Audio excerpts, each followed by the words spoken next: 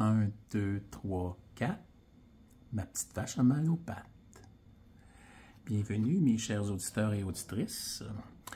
Je vous reviens cette semaine avec, comme je vous disais la semaine dernière, j'ai assisté depuis quelques jours, 4 jours, à un summit. Ça s'appelle le Holistic Dog Care Summit 2.0.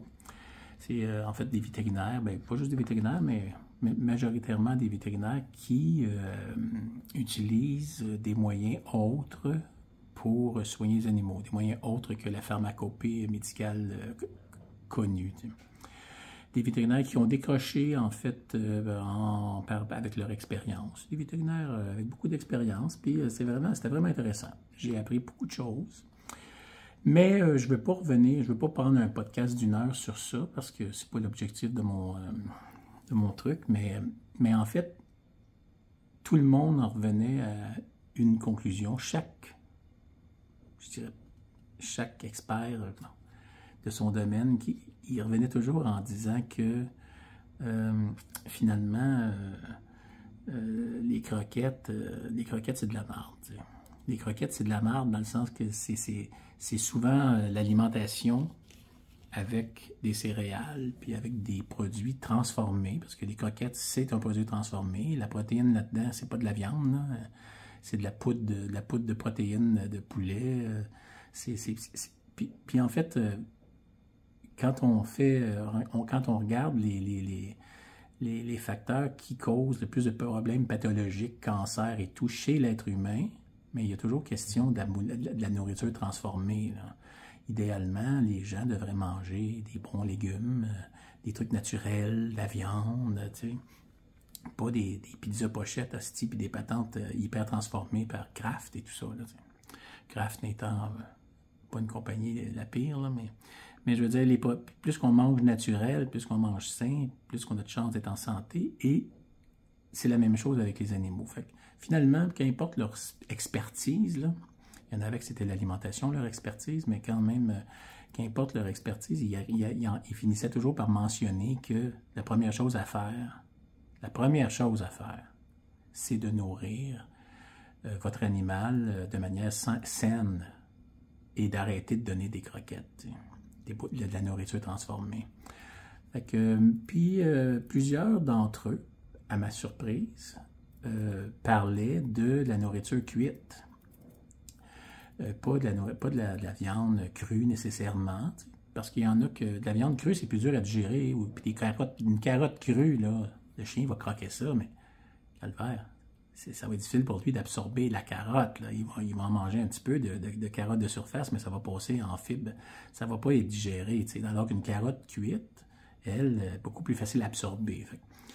Certains experts disaient que c'est préférable souvent de cuire l'alimentation, mais malgré qu'ils ont détruit peut-être des petites vitamines, etc. J'ai pas les détails de tout cela, mais j'étais content de voir que la nourriture cuite, c'est pas proscrit là, comme les puristes du barf affirment. Je sais pas si vous vous êtes inscrits au petit défi de mon amie Karine Simard, qui commence lundi prochain, le 6 mai. Mais Karine, elle jure aussi par le cru. En fait, j'aurais des questions. Je vais y participer au défi de Karine cette année encore.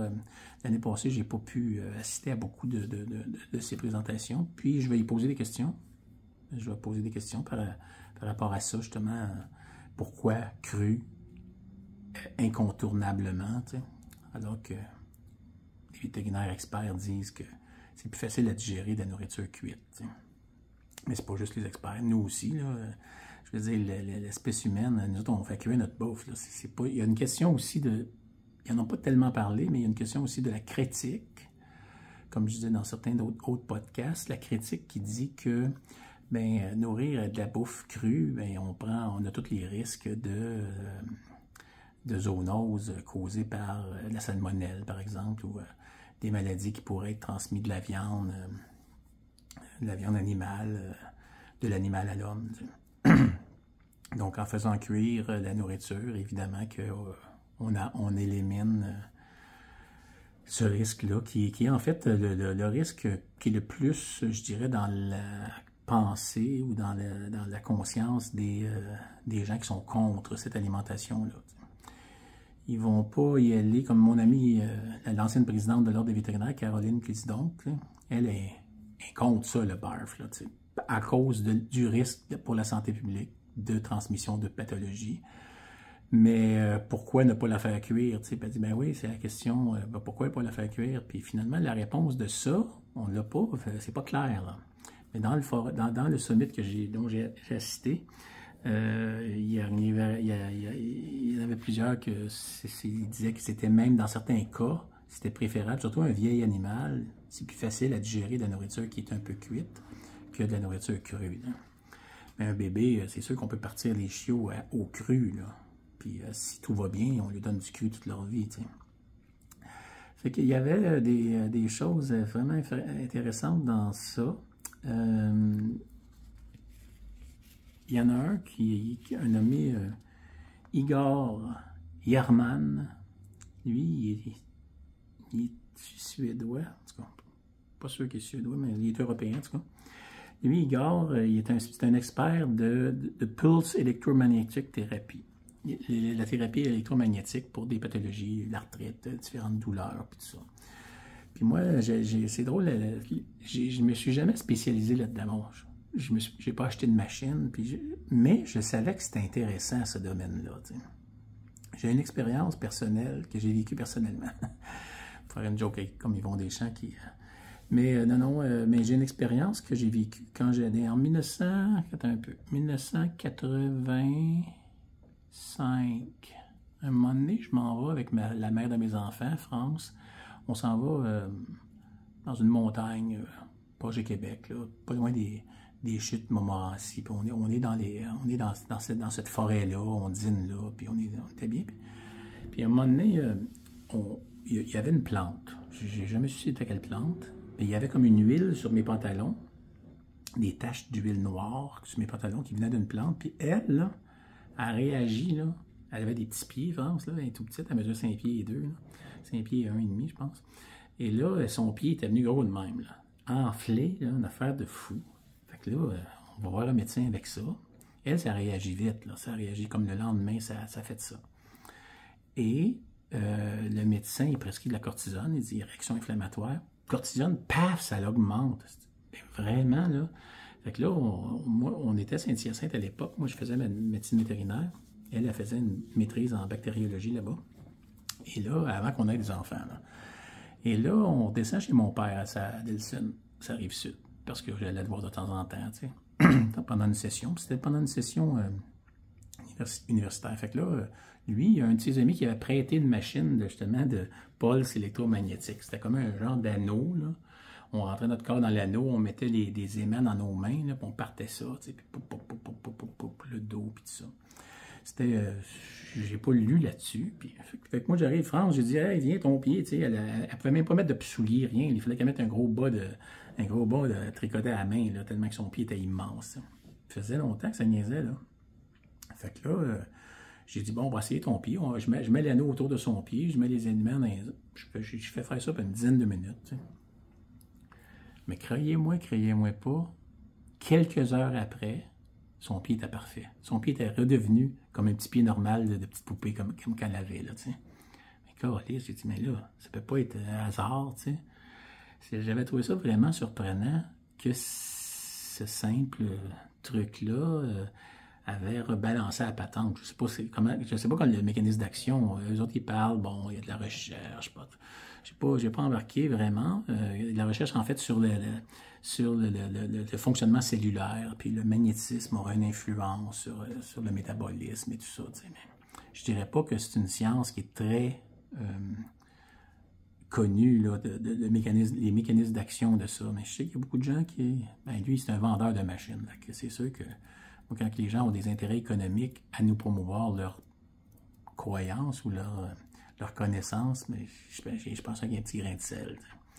Mais c'est intéressant. C'est un domaine, en tout cas. Lui, il s'appelle, tu pouvais aller le trouver dans Internet, Igor, J-E-R-M-A-N. Herman. Fait que, il y en avait d'autres, c'est de la massothérapie pour les animaux. Moi la massothérapie, à chaque fois que je faisais un examen, à chaque fois que je faisais, parce que je ne peux pas dire que j'en fais encore, mais un examen, à chaque fois que je tripote, que je prends un chien, puis j'examine un chien, même encore aujourd'hui, c'est vrai, mais je le masse, tu sais. Tire la peau, décoller la peau, ses os un peu, là, puis le masser, puis les chiens sont là. Même les chats, là. Oh, ben, des gros obèses pognés comme un pain, est-ce qu'on a de la misère à marcher, là, tu sais. C'est sûr qu'ils n'aiment pas ça au début quand tu vas dans les lombaires, là, tu sais. Mais, si tu vas doucement, là, à un moment donné, le chat, il va aimer ça, il va se laisser faire, tu sais. Fait que ces experts-là de la massothérapie, ils disent qu'ils soignent les animaux en faisant des massages, puis c'est très bon pour des problèmes, certains problèmes, des problèmes surtout myo-arthro-squelettiques. Fait que j'ai trouvé ça le fun parce que c'est une chose à apprendre qui est très simple, qui ne coûte rien, là, les massages, et apprendre à masser votre animal, que ce soit n'importe quel animal. Les serpents avec aiment bien ça, se faire masser, surtout être sur un corps chaud, là, mais je sais pas, les oiseaux, c'est un peu plus difficile de masser un oiseau, là. Une autruche, quand même, ça pourrait être pas pire, là, mais je dis, les chevaux adorent ça aussi, les massages pour les chevaux. Moi, j'ai une machine, là, c'est la compagnie Thumper, T-H-U-M-P-E-R, ça vient de l'Ontario. Ils font des machines à massage depuis des décennies, pour ne pas dire, des décennies. Plusieurs décennies. Puis c'est des bonnes machines, c'est les meilleures machines au monde. Mais moi, j'en ai une grosse, là. C'est une grosse machine avec 8 probes, c'est pour les chevaux. Puis moi, j'en ai une, il y a à vendre pour les humains aussi. Mais on utilise ça chez le cheval, ça rentre dans la viande pas mal que. Puis moi, vu que j'étais assez épais, dans tous les sens du terme, surtout physiquement, mais ça m'aide à rentrer creux. Là, cette machine-là, je l'ai laissée en Équateur, c'est mon fils Carl qui l'a pour l'instant. Mais j'en ai racheté un autre ici, en tout cas. Mais ça vaut cher, ça vaut 500$ cette machine-là. Mais c'est possible d'en trouver des fois dans Kijiji ou dans Marketplace là, pour 2,50$. Pour la grosse, j'en ai une petite ici aussi, c'est la Sport, là, elle a juste 2 probes, puis moi, j'aime ça me faire brosser à la viande, ces os. Là.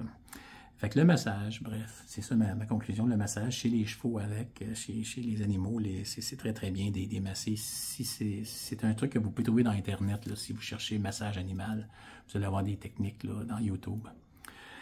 Fait que c'est cela pour ce summit-là qui n'est pas terminé. Là. En fait, aujourd'hui, c'était plus des affaires bizarres. Là. La luminothérapie, par exemple. Je n'ai pas l'écouté encore, mais j'ai juste lu le résumé, là, puis je trouve ça un peu spécial, mais ça pourrait peut-être aider. Il y a plein de manières simples. Ça, c'est pas des manières là, qui ne coûtent rien. Ce n'est pas des pilules, c'est pas des produits chimiques. En tout cas, c'est un gros summit. Puis, bref, il y en a que j'ai capté un peu pour pouvoir les écouter plus tard, là, certaines conférences. De certains experts que j'aimais plus particulièrement. Revenant à la nourriture, oui, la première chose à faire souvent, que plusieurs disaient, c'était d'arrêter les croquettes et de passer à de la nourriture vivante, de la vraie bouffe, là, comme que vous mangez. Et comme je vous disais dans un autre podcast, un des plans pour mon podcast Un vet à la retraite, là, ben, c'est de promouvoir ou enseigner comment nourrir l'animal en même temps que vous vous nourrissez vous-même. Parce que, tu sais, les gens disent « Ah, ça coûte cher nourrir le chien avec des... » Mais toute la bouffe que tu jettes, là, à tous les ans, là, tu sais, tu arrives à Noël, la grosse dinde, tu dis « Ça fait 5 jours dans le frigidaire, la dinde, il me semble que ça n'est pas tellement bon. » Mais tabarnak, ta dinde, coupe-la en morceaux, donne-la à manger à ton chien, si tu ne crisses pas ça aux poubelles, Caroline, de bine. Fait que, il y a beaucoup de bouffe qu'on jette parce que, tu sais, on en fait trop. Puis souvent, les gens, ils se disent « Ah, ma viande est allée sur le comptoir une demi-heure, 1 heure. Là, puis là, on la crisse aux poubelles parce que là, les bactéries ont rentré dedans. Là. Il y a tellement de brainwash dans la tête des gens. C'est pas vrai, ça. Dès que tu fais cuire la nourriture, là, tu la stérilises. Là, tu sais. Bref, il y a beaucoup de bouffe qu'on jette. Puis, se faire à manger avec de la bonne nourriture, en même temps d'en garder pour leurs animaux, j'ai toujours trouvé ça intelligent. C'est le même. Puis en fait, il y a un vétérinaire, c'est un vétérinaire qui venait de Hawaï, un Hawaïen, et lui, il disait, mais ça fait 500 ans qu'on nourrit les chiens, là, avec la bouffe que nous, on mange, là. Les croquettes, c'est une patente, là, de la magouille entrepreneuriale il y a pas depuis les années 40-50, avec la nourriture de cochon et de poulet. Là. Fait que finalement, Je veux dire, on a toujours nourri les chiens d'une certaine manière, puis là, on fait ça. Et selon eux, en tout cas, tous ceux que j'ai écoutés, là, mais une grosse partie des problèmes de santé sont causés par ces hosties de céréales de marde-là qu'on donne dans les croquettes, puis est très facile à mettre. Puis juste la question du microbiome. Là, il y avait d'autres chercheurs que eux autres, le microbiome, là, il semble-t-il, même pour les cancers, là, changer le microbiome de l'animal fait en sorte que tu rebalances le corps, puis le cancer disparaît. Bref, les traitements de cancer, il y en avait une experte, là, elle travaillait vraiment avec l'alimentation pour corriger l'anéantissement, pas l'anéantissement total, là, mais le microbiome intestinal à manger juste de la tabarnak de croquettes tout le temps, toute la coulisse de vie de l'animal. Voyons donc, c'est la diversité qui crée toute la dynamique du microbiome. Puis le microbiome, là, en tout cas, c'est un sujet, on pourrait y revenir au microbiome. C'est un sujet fondamental et c'est bien important pour les chiens autant que pour nous. Puis les chiens, mettons, tu sais, des fois, mettons, tu prends un gros morceau de porc, là, une cuisse de cochon, là, un gros jambon, comment ça sent? Même s'il ne sent pas encore mauvais, là, tu garoches avec l'os, un chien dans une cour, là, le chien il va en manger un peu, tu sais, il va te faire un tour, il va enterrer son os, il va attendre qu'il pourrisse, puis il va le remanger, tu sais.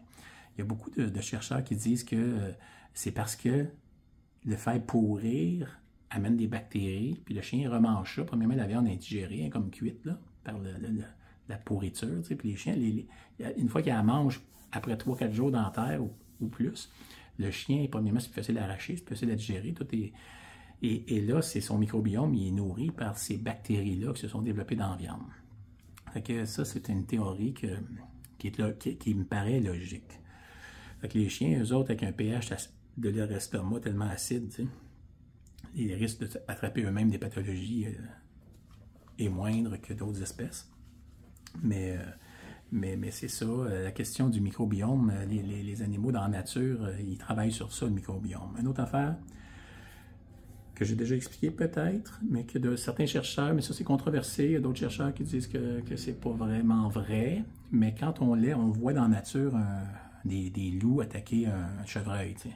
La première chose qu'ils vont manger, c'est les organes et les intestins, puis même les selles à l'intérieur des intestins, des ruminants, tu sais. Puis ça aurait le mobile de ça, c'est sûr que c'est riche, là, le cœur, les poumons, je veux dire, les organes, c'est plus riche que la viande. C'est bien plus facile à manger. Là, ça va dans le fouet, c'est comme dans le chocolat, là, dans le gâteau au chocolat, alors qu'arracher un morceau de muscle quand il n'est pas pourri, c'est dur en esti pour les dents, puis les chiens fait que ça, puis en tout cas, bref, c'est plus facile à manger les organes, puis c'est ça qu'ils mangent en premier. Jan Bellingus, dans son livre, l'expliquait que lui, il avait vu ça en Australie, que c'était ça qui était favorisé par les animaux sauvages quand ils attaquaient du gibier. C'est toute une logique, c'est tout très logique, ça. Fait que pour revenir à ça, il y a une vétérinaire québécoise, la belle docteure Lucie Hainaut, une vétérinaire qui est dans notre groupe de vétérinaires québécois, là, et elle, Lucie, elle vient d'écrire un livre. Je suis surpris qu'il n'y ait pas plus de controverse sur son livre. C'est La Veto Cuisto. Le livre, vous pouvez le trouver sur Amazon, 33 pièces ou bien chez Renaud Bré. Et en fait, c'est pour la famille et le chien. C'est chez Québec Amérique. Et puis, dans ce livre-là, elle présente des recettes fabriquées pour les êtres humains, pour la famille, qu'on peut donner aux chiens. Elle ne dit pas, elle, de nourrir le chien juste avec ça, là, parce qu'il faut bien qu'ils en vendent des croquettes, sinon les cliniques fermeraient. Là. Mais la question, c'est que si elle parle dans ce livre-là de toutes les choses qu'on ne peut pas donner aux chiens. Fait qu'elle elle les enlève, comme des oignons, par exemple. Tu ne peux pas faire une soupe à l'oignon et donner ça à ton chien. Mais ça fait que je ne l'ai pas vu encore. Il y a 200 pages, le livre. Je vais l'acheter, malgré que je n'ai pas de chien. Là. Parce que, puis je veux voir où je vais le trouver, ou je ne sais pas trop. Je vais le regarder, en tout cas, pour voir où est-ce qu'elle s'en va avec ça. T'sais. Mais c'est tout nouveau, ça, là, de revenir à se faire à manger et donner les restes de notre bouffe aux animaux. Ça, ils ont travaillé, ils ont mis des milliards à essayer d'enlever ça dans la tête du monde, puis elle arrive avec un livre là-dessus. Puis c'est pas une vétérinaire dans le barf, là. Et la préface du livre était écrite par Mitsu Gelina. Hey, Mitsu, j'ai toujours trouvé qu'elle avait l'air en santé, elle. Fait qu'avec ses belles grosses joues gonflées, là, tu sais, elle a l'air en santé. Fait que, je sais pas, Mitsu, elle avait une petite émission de cuisine là, avec un médecin là, montréalais là, qui venait y expliquer toute la biochimie des aliments. Là. Fait qu'elle est intéressée à l'alimentation, je le sais. Et c'est peut-être une de ses clientes à elle. Fait qu'elle a fait la préface du livre. Un livre à regarder. Autre chose pour la bouffe, je me rappelle, mon ex Jasmine, sa fille Anne, elle avait un chien qui était rendu vieux, puis elle le nourrissait bien, elle s'en occupait de son chien, puis c'était malade, mais elle donnait de la bouffe qu'elle achetait, ça venait de l'Ouest canadien. Je pense que c'est la compagnie Canadian Naturals, mais je ne suis pas certain. Et c'était fait à base vraiment de viande. Là. Il n'y avait pas de farine là-dedans. C'était vraiment, je pense, 80%, c'était de la viande, puis il y avait de l'agneau, puis elle achetait des... Puis son chien, il allait bien avec ça, puis... Et ça, c'est une nourriture, c'est cher. Là. Je pense que ça coûtait 100$ un petit sac de 25 livres. Là, je me rappelle, c'était plus que ça, même pour une grosse poche. En tout cas, c'est une bouffe assez chère. J'ai vu qu'elle se vendait, on peut l'acheter dans différentes pet shops au Québec. Là. Et il y en a un autre bouffe qui s'appelle le Blue Buffalo. Ça, c'est américain. Ils ont deux plans dans